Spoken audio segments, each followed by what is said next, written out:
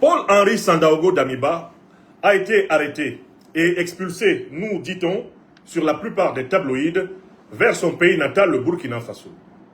Comment doit-on aborder cette actualité? D'abord, par un devoir de mémoire. Il me souvient que j'avais donné, après l'annonce du énième coup d'État essayé par Paul-Henri Sandaogo Damiba contre les autorités du Burkina Faso, j'avais donné une conférence dans laquelle j'avais dit que pour moi, il était impossible que la République togolaise continue de garder sur son sol M. Paul-Henri Sandaogo Damiba. Et qu'à défaut de l'expulser vers son pays natal, eh bien le Burkina Faso, le Togo aurait tout intérêt au minimum à l'éloigner de son territoire. Est-ce que vous pourriez, mes chers amis, confirmer que je vous avais dit que cette fois-ci, Damiba ne resterait pas au Togo? Est-ce que je l'ai dit? Vous qui suivez mes conférences, est-ce que je vous ai dit que cette fois-ci-là, c'était la dernière fois, et que Paul-Henri Sandaogo Damiba ne resterait pas au Togo? Qu'il était, de mon point de vue, impossible pour les autorités togolaises de préserver les très bonnes relations qu'elles ont avec le Burkina Faso, les très bonnes relations qu'elles ont avec l'Alliance des États du Sahel, tout en gardant justement Paul-Henri Sandaogo Damiba à Lomé. Je l'avais dit ou pas? Je l'avais dit d'autant plus que, lors de cette conférence, j'expliquais aux uns et aux autres que si Paul-Henri Sandaogo Damiba avait été accueilli au Togo, c'était sur la base d'un double accord, burkinabé et togolais. C'est-à-dire que les présidents, eh bien, Ibrahim Traoré du Burkina Faso et Faure Gnassingbé du Togo s'étaient entendus. L'un pour laisser Damiba partir de Ouagadougou vers Lomé et l'autre pour accueillir Damiba à Lomé, à condition que, depuis Lomé, Damiba renonce à toute tentative de déstabilisation du Burkina Faso. J'avais souligné que, contrairement aux apparences, c'était avec l'accord du président Ibrahim Traoré que l'ancien président de la transition, eh bien, Paul-Henri Sandaogo Damiba, était réfugié au Togo. Et d'ailleurs, que le fait qu'il se réfugie au Togo était comme une espèce de garantie pour le Burkina Faso que Paul-Henri Sandaogo Damiba ne serait pas dans une posture d'hostilité. Parce que s'il était directement allé en Côte d'Ivoire, où on sait que l'essentiel des coups d'État contre le régime du Burkina Faso est conçu, eh bien, très clairement, Ibrahim Traoré aurait compris que la Côte d'Ivoire était déterminée à très court terme à l'attaquer frontalement. Si Damiba n'est pas allé après sa chute en Côte d'Ivoire, c'était précisément pour qu'il ne soit pas clair que la confrontation directe doit arriver entre ces deux régimes.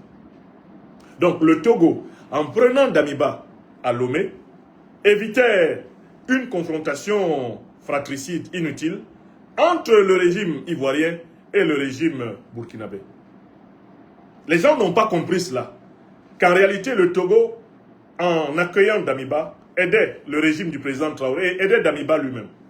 Et que le Togo aidait même, par là même, le régime ivoirien, qui sans cesse est sur le grill, parce que c'est ce régime, le régime d'Alassane Dramane Ouattara, qui est la base arrière principale des déstabilisations du Sahel. Eh bien, et notamment les déstabilisations du Burkina Faso. Ces choses-là, je les avais expliquées. Et par la suite, moi, je n'ai plus parlé de ce sujet, parce que certains se sont installés sur le sujet en faisant courir toutes sortes de rumeurs. Il faut faire très attention à ne pas aborder, il faut faire très attention d'aborder des sujets qui sont politiquement extrêmement délicats avec précipitation. Quand on les aborde avec précipitation, on s'expose à des désillusions. Parmi les sujets qui sont extrêmement délicats en politique, les sujets qui sont liés aux tentatives de coup d'État, les sujets qui sont liés au conflit entre les dirigeants d'une république, et les sujets qui sont liés au conflit entre les services spéciaux, notamment de sécurité, sont des sujets extrêmement délicats. Et quand on les aborde en analyse politique, il faut toujours avoir le recul du temps et le cumul des preuves. On n'aborde pas certains sujets sans le recul du temps et le cumul des preuves. Si vous n'avez pas le recul du temps, la distanciation que le temps peut vous donner, et si vous n'avez pas cumulé le plus grand nombre de preuves de ce que vous allez dire, taisez-vous. Je n'ai pas besoin de vous citer des exemples. Eh bien, d'activistes, de militants qui se sont précipités face à un certain nombre d'événements qui se déroulaient dans l'actualité africaine et qui s'en brûlent et qui s'en mordent aujourd'hui les doigts. Parce qu'en fait, leur langue a couru plus vite que leur cerveau. L'analyse politique est réservée à ceux qui savent faire courir leur langue au rythme de leur cerveau. Quand vous avez la langue qui court plus vite que le cerveau, vous êtes un danger pour vous-même, vous êtes un danger pour vos compagnons de lutte, vous êtes même un danger pour tous ceux qui comptent sur vous. Quand vous avez la langue qui court plus vite que le cerveau. Alors, j'avais conclu la conférence en question, vous pourrez la retrouver sur YouTube, sur Facebook ou sur TikTok, en disant que le Togo, la moindre des choses que le Togo ferait, ce serait de demander à Damiba de partir et d'aller là où il a ses véritables complices. D'aller rejoindre clairement donc Alassane Dramane Ouattara en Côte d'Ivoire, puisque c'est de là-bas que sont parrainés l'essentiel des coups d'État qui sont conçus contre le Burkina Faso. Et je disais que cela appartiendrait au domaine de la souveraineté togolaise et de la souveraineté burkinabé, qu'il y ait éventuellement une extradition. Les informations d'extradition que nous recevons maintenant, qu'est-ce qu'elles viennent prouver?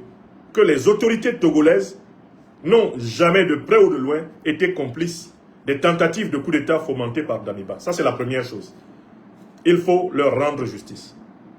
Faure Gnassingbé n'a jamais aidé Damiba à renverser le président Traoré.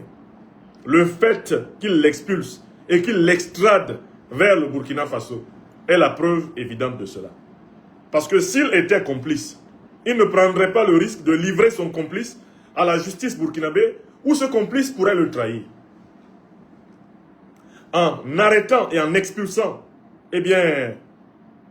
Paul-Henri Sandaogo Damiba, Faure Gnassingbé montre qu'il n'a pas fait un double jeu. Ça, c'est le premier enseignement. Le deuxième enseignement, c'est que la République togolaise a pris conscience de la gravité des manœuvres qui avaient été engagées par Paul-Henri Sandaogo Damiba.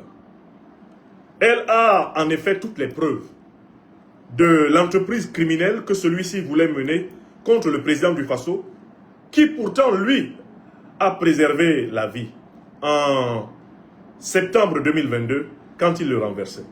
Alors qu'Ibrahim Traoré a veillé à ce que Damiba ne soit pas tué, l'ultime, le énième complot préparé par Damiba incluait de manière explicite un projet d'assassinat de son jeune frère, le président du Faso, Ibrahim Traoré. Il était dans ces conditions impossible au Togo de lui accorder à nouveau l'asile, alors que désormais le Burkina Faso et le Togo avaient la preuve que Damiba veut tuer Ibrahim Traoré. Est-ce que vous comprenez? Le deuxième fait qui explique cette décision togolaise et cette expulsion, c'est l'intention explicitement criminelle. L'intention explicitement criminelle de Paul-Henri Sandaogo Damiba.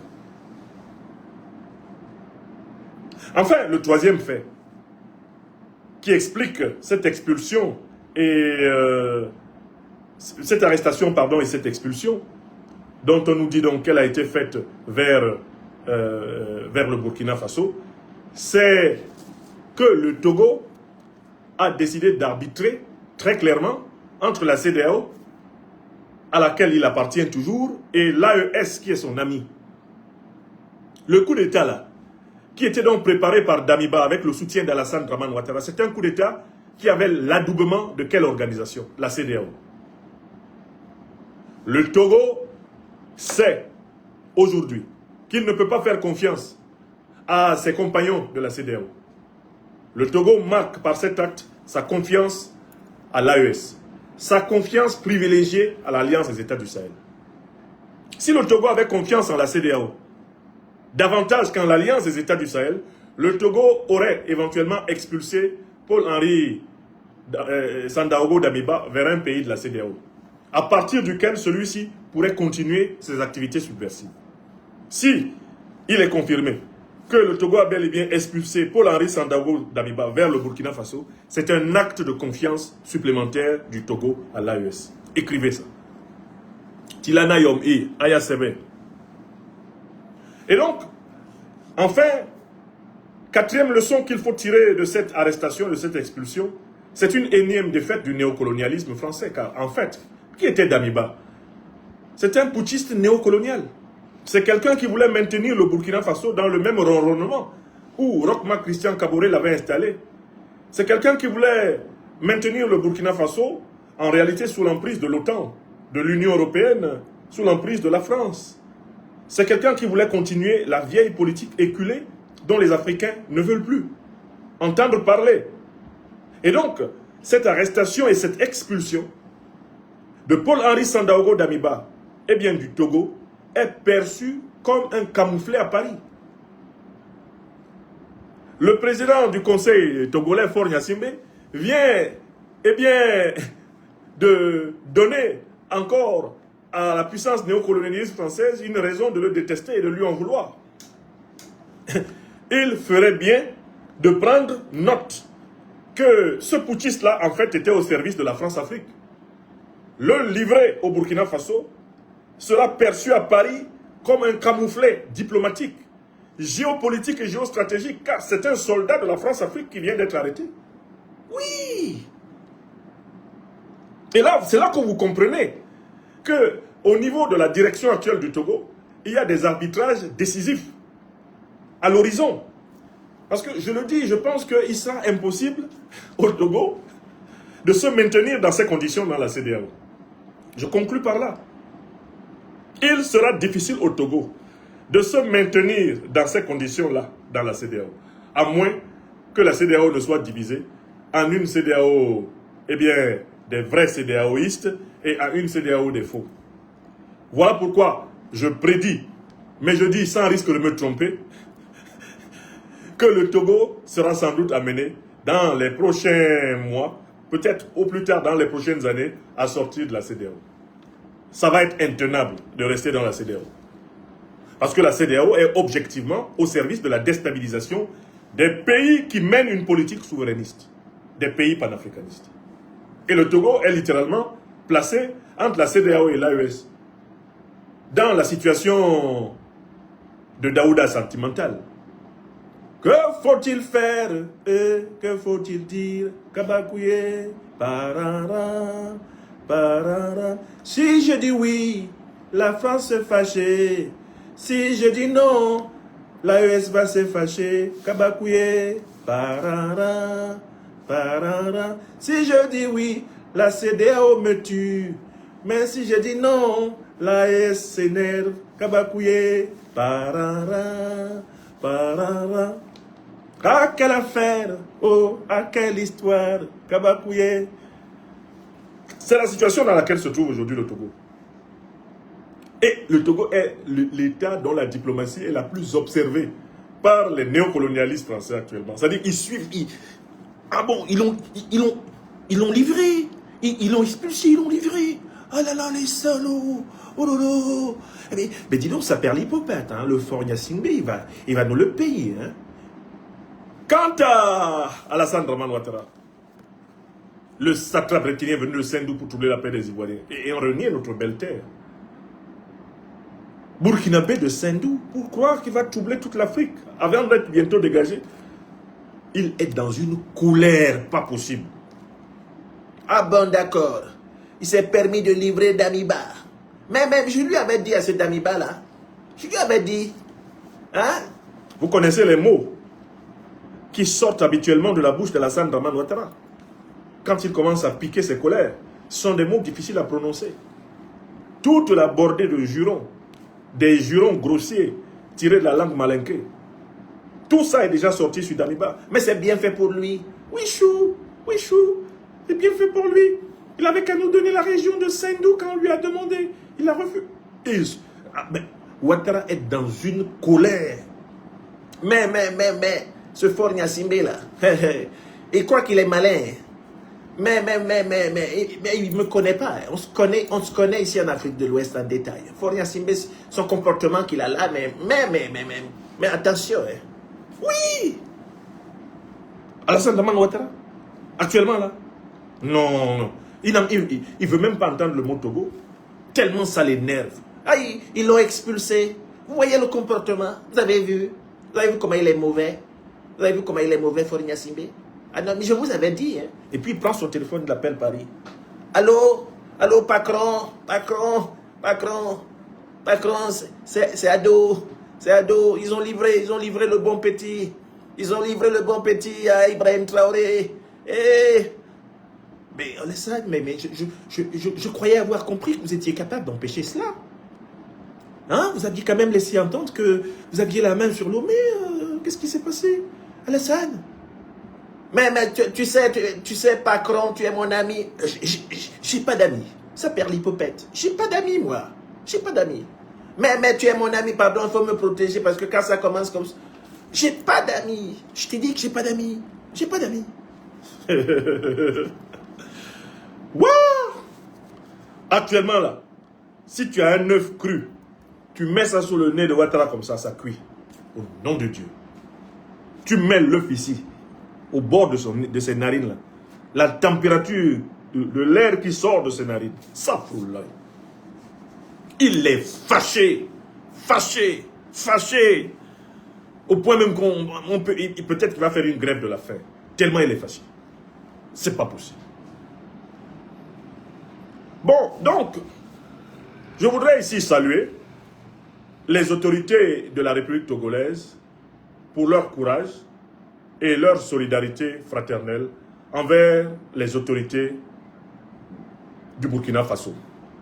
La République togolaise, dans cette affaire, a pris une bonne décision. On peut être critique du président togolais en raison de la crise politique à l'intérieur de son pays. Il faut quand même dire que là, arrêter Damiba et l'expulser vers le Burkina Faso, c'est une décision juste. Pourquoi est-ce qu'elle est juste? Parce que Damiba ne sert pas les intérêts du peuple burkinabé. C'est un agent militaire au service des intérêts du néocolonialisme français. C'est pour ça que son arrestation et son expulsion est juste. Damiba est un ennemi du peuple africain du Burkina Faso. Il est un ennemi de la souveraineté africaine. C'est pour ça qu'il est arrêté là. Le fond du problème, c'est ça. Il y a des gens qui disent, ah, lui, on l'a arrêté. Mais celui qui l'a arrêté là n'avait pas fait coup d'État comme lui. Hein? Lui aussi, il voulait faire coup d'État. Non. Il y a deux types de coups d'État là. Il y a les coups d'État néocolonialistes qui sont faits pour les intérêts des puissances étrangères et les coups d'État révolutionnaires qui sont faits pour les intérêts des masses populaires. Ils n'ont pas fait la même chose. Hein. Les coups d'État marchent ensemble, mais ils n'ont pas le même prix. D'accord?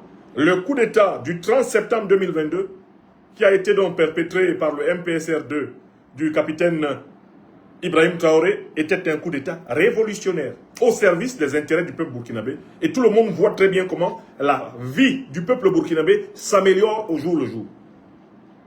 D'accord? Alors que le coup d'État de Paul-Henri Sandaogo Damiba, en janvier 2022, était un coup d'État fait au service d'intérêts extérieurs au Burkina Faso. Les intérêts de l'organisation inféodée de la CEDEAO, les intérêts du vassal du néocolonialisme français, Ouattara Draman, et les intérêts du néocolonialisme français, de l'impérialisme occidental. Voilà ce pourquoi Damiba, lui, a fait son coup d'État. Donc, il ne faut pas mélanger les torchons avec les serviettes. Il ne faut pas mélanger les enfants du bon Dieu avec les canards sauvages. Il ne faut pas mélanger le bon grain avec l'ivraie. Voilà. Donc personne ne vient dire, ah, lui, pourquoi on l'a... Non, lui, ce qu'il fait, on l'a arrêté parce qu'il est contre nous, les Africains. S'il était pour l'Afrique, il serait avec son frère, le président Ibrahim Traoré, en train de réaliser la révolution au Burkina. C'est parce qu'il a trahi l'Afrique qu'il a été renversé, lui. Donc, ce n'était pas un coup d'État ouya ouya. Ce n'était pas un coup d'État ôte-toi de là que je m'y mette.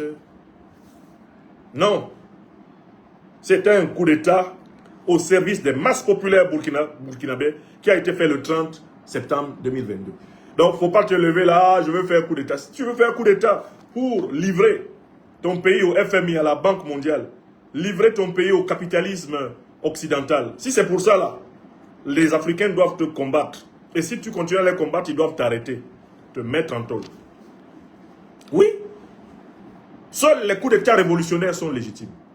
Les coups d'État civils et les coups d'État néocolonialistes, on n'en veut pas. Et dès lors que les révolutionnaires sont au pouvoir, celui qui tente de faire un coup d'État est un ennemi de la révolution. Parce que qu'est-ce que Damiba pouvait faire de mieux? Qu'est-ce qu'il peut faire de mieux qu'Ibrahim Traoré? Il était au pouvoir pendant 8 mois, on a vu.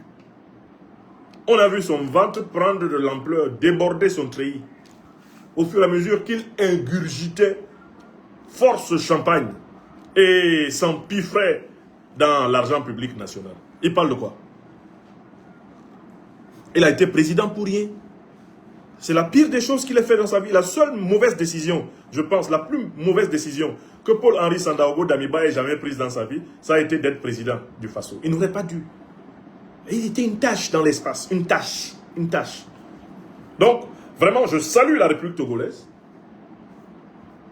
Je salue le président du Faso pour l'entente avec son frère, eh bien, Faure Gnassingbé. Je les salue. Ils ont été formidables dans cette opération. Maintenant, il faut savoir que tout ça là, ça s'assume. Il faut qu'ils sachent que, en tout cas, je le dis pour le président Faure Gnassingbé, il faut qu'ils sachent que les néocolonialistes français ont son macabo. Ils ont son gros macabo comme ça. Il faut qu'ils sachent que Ouattara Draman a son macabo. Il a son gros macabo comme ça. Il faut qu'ils sachent que la CEDEAO a son macabo. Il a son gros macabo comme ça. Vraiment, si j'avais un conseil à lui donner, ce président, rejoignez l'AES. Quittez la CEDEAO, rejoignez l'AES. Quittez la CEDEAO, quittez le bloc néocolonialiste et rejoignez le bloc panafricaniste. Vous ne pouvez pas être avec nos ennemis et être pleinement avec nous. Non. Faites cet effort, allez vers la rupture. Parce que de toutes les façons, même si vous n'allez pas vers la rupture, eux là, votre peau est ça c'est dans leur programme, matin, midi et soir. Il a livré notre bon petit soldat néocolonisé Damiba. Il va voir, Faure Gnassingbé va voir. Ils passent leur temps actuellement là, ils écrivent ça et puis ils s'appellent pour dire ça. Bon, je ne l'apprends pas aux autorités togolaises, je ne l'apprends pas au président Faure Gnassingbé. Il sait que les gens là, il les connaît mieux que moi. Donc, mais je le rappelle ici, la clarification de la politique africaine, c'est qu'il faut choisir entre le néocolonialisme et le panafricanisme. On ne peut pas être des deux côtés. On ne peut pas être CEDEAO et AES. Impossible. Impossible. Oui, job. Wallahi billahi ta'ala. Tu ne peux pas être avec ceux qui sont contre nous et être avec nous. Et c'est ça qui est dangereux. Actuellement, il vaut mieux être dans son camp. Être clair, j'ai choisi tel camp. Et cette clarification est d'autant plus nécessaire que les néocolonialistes sont des rancuniers notoires, des gros rancuniers. Les néocolonialistes ne pardonnent rien à personne, rien. Donc, quand tu as choisi de les affronter, assume. N'espère pas d'eux qu'ils te fassent un cadeau. Ils sont mauvais. Ils sont mauvais. Ils sont mauvais. À bébot, bourba mama bé, comme on dit dans ma langue, le bassa. Bétangi, on dit à Mandem du Cameroun. Ce sont des gens mauvais.